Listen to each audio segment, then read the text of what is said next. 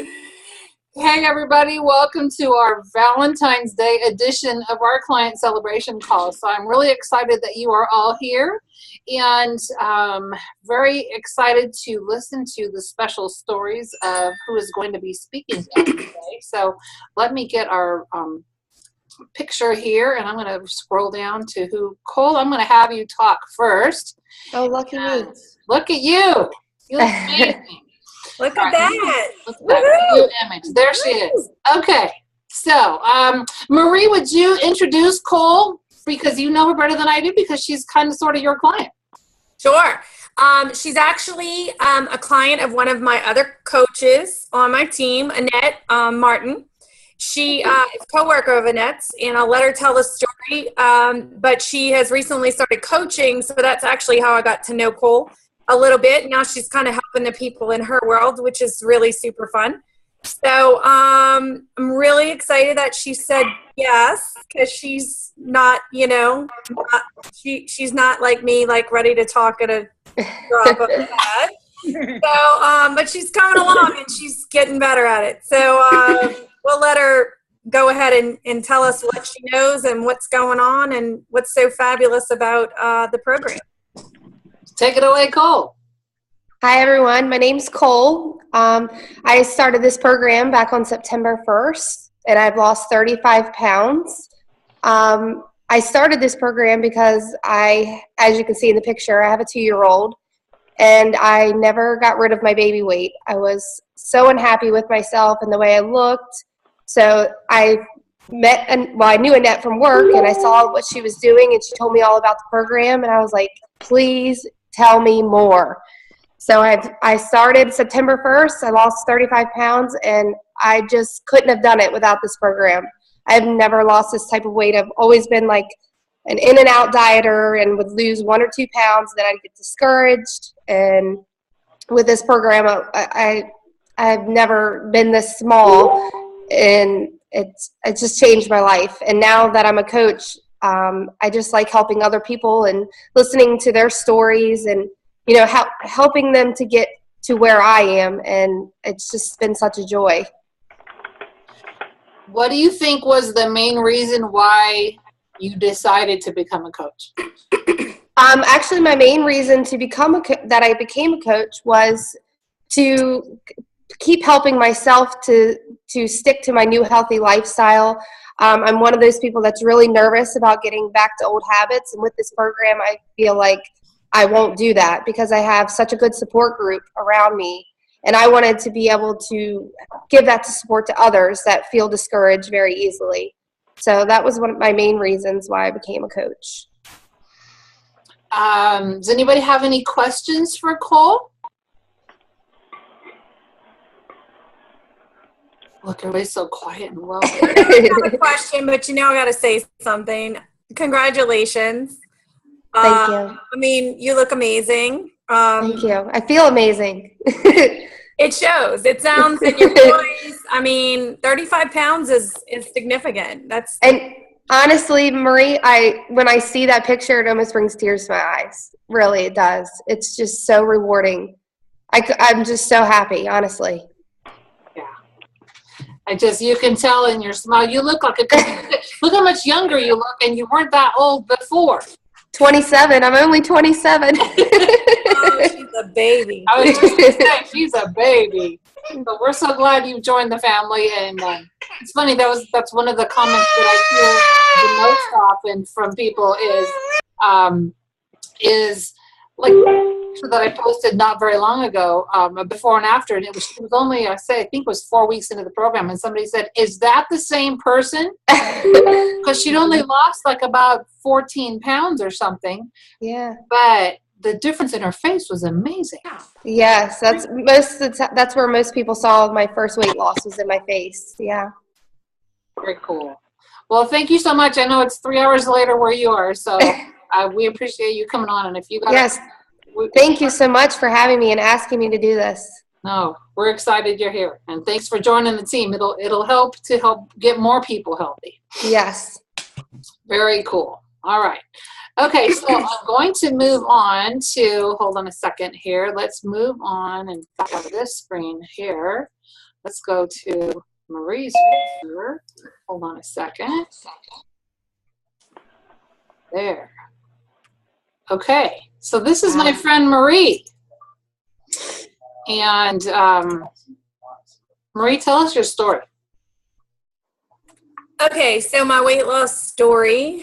I started back in almost 4.5 years ago in November, 3 weeks before Thanksgiving. I remember I was so desperate that I was like, not only am I going to start a diet, I'm going to start it right before Thanksgiving, and I'm going to eat packaged food. Like, that was the worst part. I was like, I am this desperate, but I was. But I lost about 29 pounds, and it took me about 12 weeks. I did do that in 2 parts because I run a downtown parade in New Orleans, and, the holidays and Mardi Gras, I just have so many festivities in the back-to-back. So I used the plan, though, to have fuelings to just maintain. So during that time, I maintained, and then I got back on after, and I finished losing all my weight. And I even went 5 pounds past my original goal.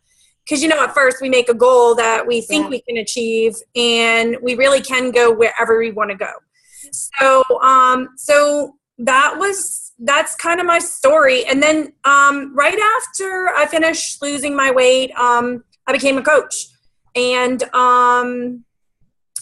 that has totally changed my life. I mean, coaching, getting the weight off was easy, actually. Keeping it off, that's been a little more of a challenge. And but coaching has literally changed my entire life. Serving other people and that kind of thing. So I don't know how much you want. I didn't know what else you wanted me to talk about other than my story. I actually think that a lot of people, you can raise your hand, y'all who are on video, up. How many people want to know how Marie's kept it off for almost 4 years? Okay, so I made some notes because I like to talk and I don't want to get too many details in there. So what I'm going to tell you is once I lost the weight, I quickly figured out that I was still having an issue with food. So it was still controlling me. So I was like 5 and 1 during the week, whatever I want during the weekend. And I was doing that and it was working.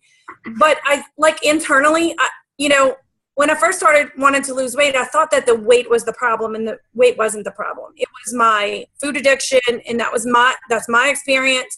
And it was just being controlled by food and all the time thinking about it and worrying about it. And, oh my God, if we go to that party, and I was a mess.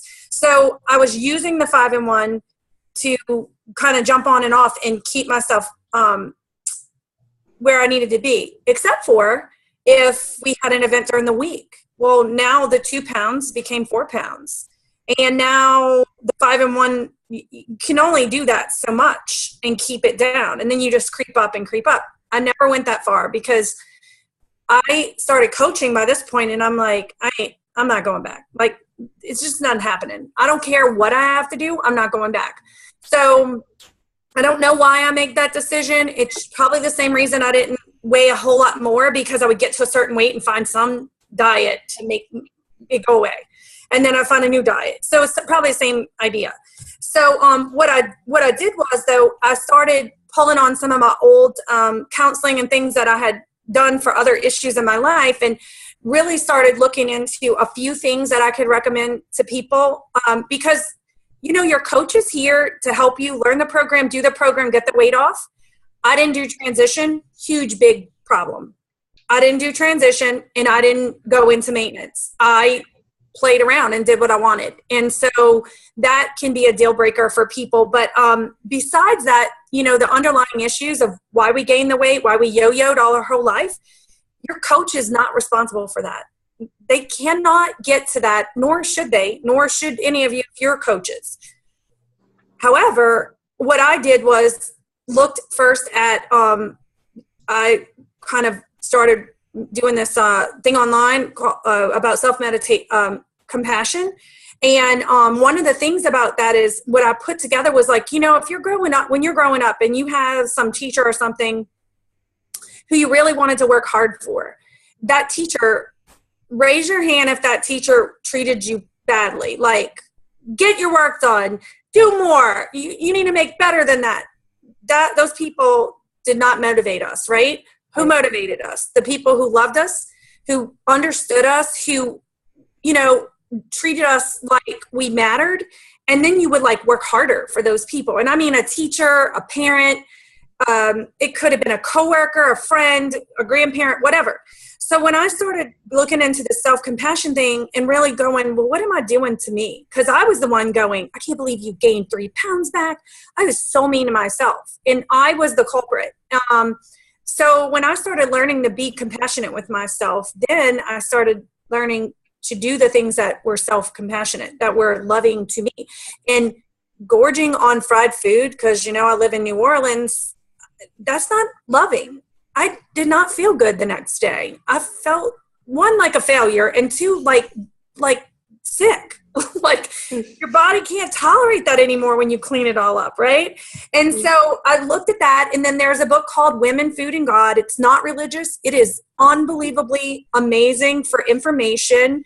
Janine Roth writes so much good stuff, and she really, I just read that stuff over and over and kept it in the forefront of my mind, because it's all about why are you eating.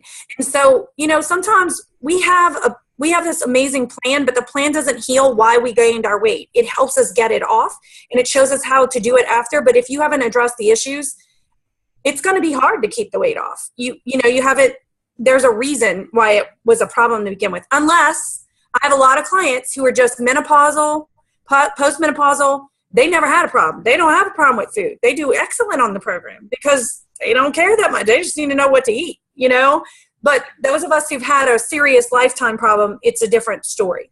So what I started learning by reading Janine Roth's book, Women, Food, and God, and then the other one was Brain Over Binge, and that came a little later, but Brain Over Binge talks a lot about habits and what happens, and that it's kind of like a rut in the road, and if you think of ruts, we're going down the ruts, and our program can teach us habits. And what you have to do is go down the new path enough to carve the habits. But I didn't do that. I just used the 5-in-1 as a diet. And if you use it as a diet, you will hate it. You will not be able to use it again, or not successfully again. So a lot of people say, I try to go back on 5-in-1 and I can't stay on it. Well, because you hate it. Because it's not so exciting anymore. It's like going to Disney World the first time, and then you go home, and the next time you go, it's fun, but it's still not like the first time, right, of anything. And so what I learned to do was start going, okay, well, what are the habits that will, what do I really want, and how to create those new habits? And that's what our program really is about, but only after you stop using it as a diet. So you have to move into that, and you have to practice these new habits. And I had to decide that I was going, that if you weigh 135 pounds, you cannot eat the same amount of calories ever again. You can't. You cannot, it's not physiologically possible. So what happens is you have to give up the idea that I deserve more food, that I used to tell my husband, you get to eat so much food. And he'd say, he's 6'4", by the way. And he'd say, do you want to weigh 210 pounds? And I'd be like, oh, that's a good point, right? I just want to eat that much food. So what I did was I really submerged myself in those books and that material, in looking at the why behind it. And again and again and again, putting in the front of my mind the focus, because you get more of what you focus on. So if you focus on creating health, you're getting more of it. If you focus on, how can I squeeze in French fries this weekend, or how, you're going to get more of what you came from and why. It just all makes sense. So, one of the things that I just keep going back to is when 5-in-1 is used as a tool, when our program food is used as a tool, whether it's the optimal health food at the end, or the 5-in-1, or even just like not trying to do 5-in-1, if you're just trying to fuel your body, if it is a tool, you will love it. There are times after Mardi Gras this year, I go back on, I'm on 5-in-1 plus wine right now. Look, It just works for me. I've been, 4 years in, and I can do that. So, but what I needed was back to every 2 to 3 hours, like so concrete, and I needed to not think about it. Like I need to just take a break, detox, cleanse it all out. Not that I even did that bad over Mardi Gras, but that feels good to me now. I have connected enough really good feelings to that, but I don't use it. I do not go, well, I've been on 5-in-1 all week, so this weekend I can go out and do whatever I want. I don't do that anymore because that was pretty painful after I started understanding that. So probably the biggest thing at the end of the day is you have to make a very concrete decision that where I came from is so painful that I'm not going back. You have to make that choice. And I literally said loud to myself multiple times, I am not going back there. I am not. And I used mantras like food means nothing to me but nutrition. Because we tie all these great feelings, but I really want my food and I really want my cake and the French fries are delicious. Moderation's something, but I had to just reframe my mind around food causes me pain if I use it to, feed my soul. There's so many other things that you have to learn to use. That is carving new habits, carving new ruts, and it takes a long time, but the other way is the only other option, and that's worse. Like it's only as hard as you make it. And if you use Dr. A's plan and you do the habits of health, I still kick and scream in the morning sometimes. I make myself drink 24 ounces of water before I get my coffee. Some days I am not happy about that. Like, I really want my coffee right now, and I'm arguing with myself in the kitchen. Drink the water, Marie.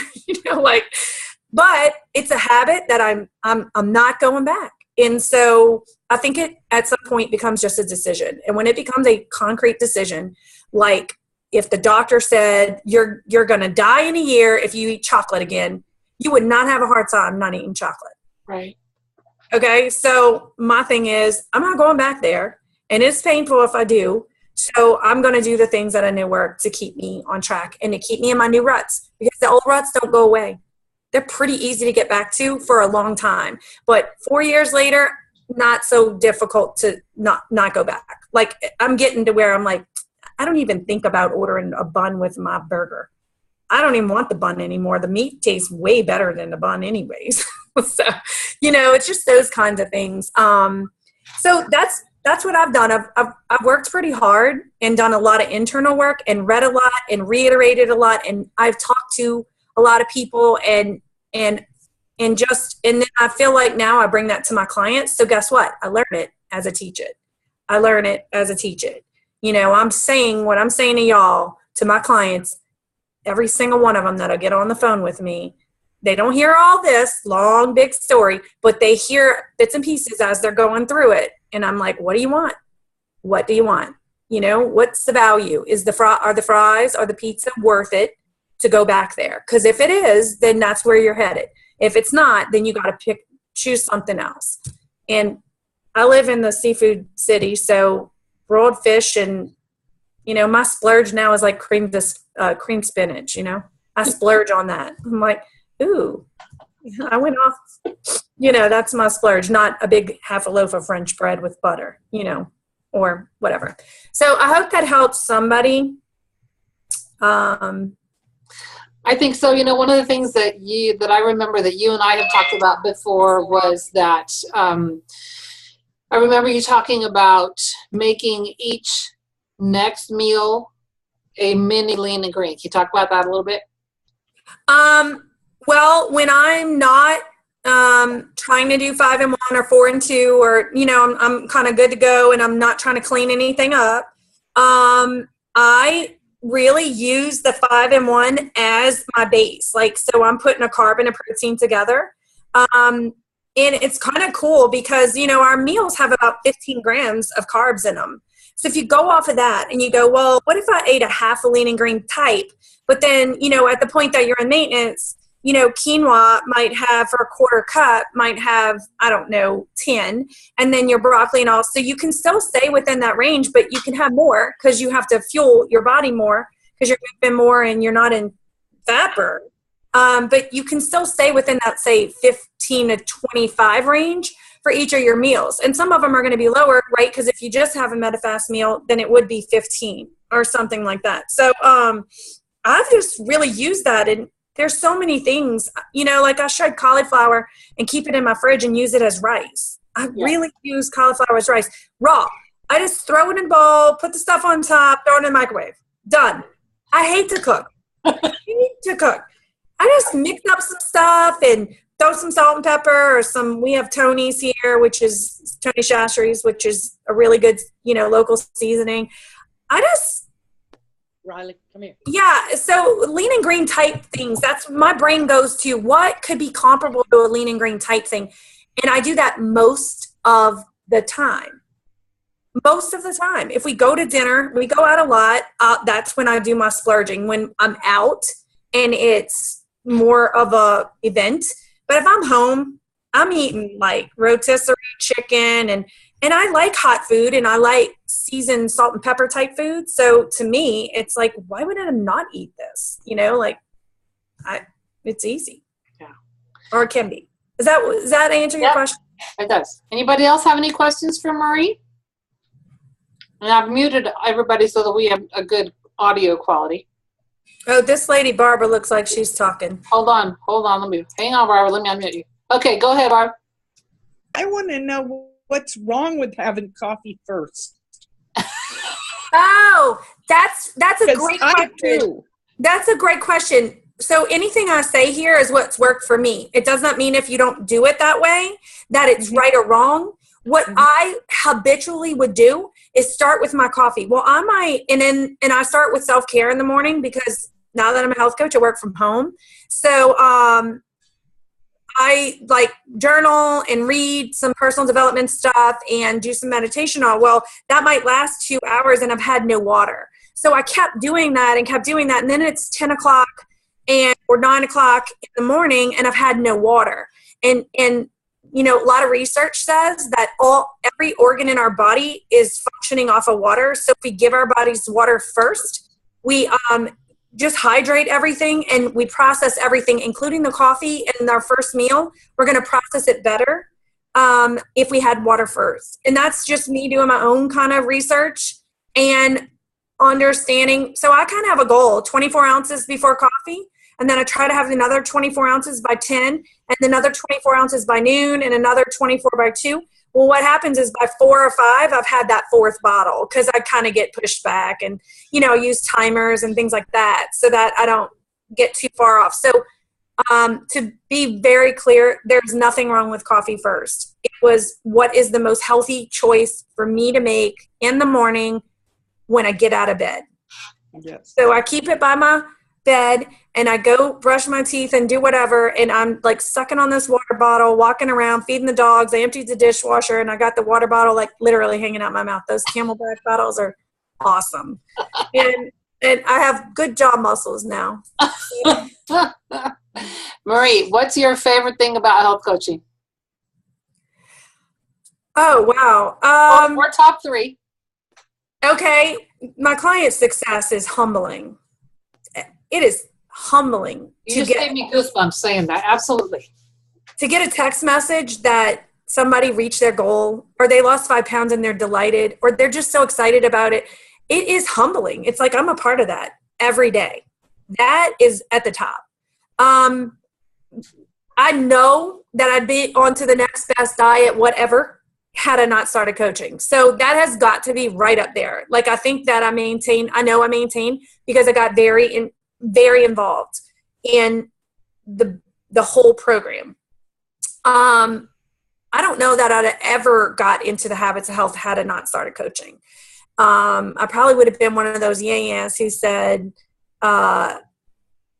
this doesn't work, that crap, blah, blah, blah, right? Because it didn't work until I actually did it right. Yeah. It just made me lose some weight, and so did a bunch of other things. Why do you want me to read those books? Well, I would say that maybe one other thing is the community of coaches. Some of the coaches in our coach group, I mean, when you go 4 days on convention with people and we stay over like a day early and a day late, you get to know these women. men too, but I've just really gotten close. And some of the coaches, one of them in particular is like my best friend, literally my best friend. And I can't wait to see Trisha in a few weeks. It's just, that you can't even, it's a different community of people. It's not just like you made some friends and we have a good time. You made friends with people who are like-minded, who want to help other people, who are just genuinely golden human beings. It is unparalleled. And I've been in a lot of companies and I've done a lot of things. And I could say maybe it was close to when I was an Al-Anon member for 8 years or 10 years, that we're in this together. We all have shared the same struggles. We're sharing the same struggles as coaches. And it's just a family that I can't explain. So that's got to be, right up there. But the other two are probably just a tad above, But I do like those conventions and we party a lot. I couldn't agree more. They're very fun. You would have never been able to convince me that rooming with 3 women in one hotel room and 1 bathroom would be the most fun I'd had in a very long time. But it was great. It was stomach hurting fun. It was great. We laughed. Oh my gosh. Anyway. You can't go to sleep because your face is like this because you're laughing so hard. Yeah. So we always say that you can always sleep when you get home. It's a good habit of health to have once you get home for convention. Yes. Well, thank you so much for sharing. I really appreciate you coming on. Really quick, look, I believe that this week's habit of health is all about support. And what I like to tell my clients is one of the easier ways to personalize the program I've found is to go to the workbook first. So go to the workbook first, and then it'll tell you where to read in the habits of health, and then come back and process that, because that's that personal development that Maria is talking about. And so the section on support is lesson 14 in the Living a Longer and Healthier Life. And it's also chapter 18 in Dr. Ray's Habits of Health. So I hope that you will all take a serious look at that and have a great week. All right?